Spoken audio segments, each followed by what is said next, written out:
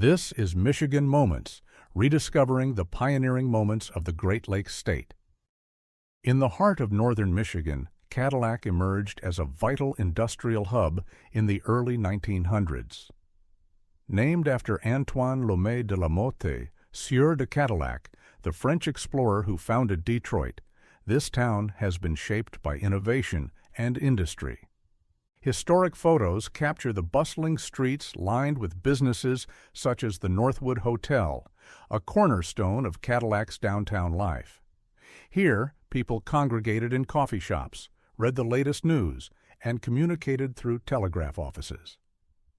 Nearby stood City Hall, an impressive architectural symbol of civic pride and prosperity.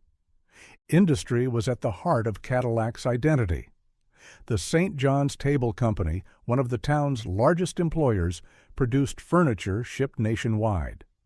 The local turpentine factory, utilizing timber waste from lumber operations, exemplified Cadillac's efficient use of natural resources, turning waste into valuable products. Leisure also defined Cadillac.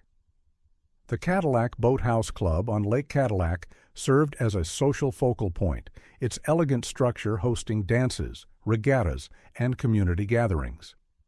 Steamboats like the Westover carried residents and tourists alike across sparkling waters. Cadillac was also home to notable residents, including lightweight boxing champion Ad Wolgast.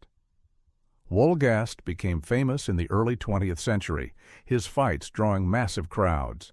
Most famously, his 1914 match against Willie Ritchie, attended by thousands. Through industry, recreation, and the strength of its residents, Cadillac grew into a town rich with history, marked by resilience and an enduring spirit.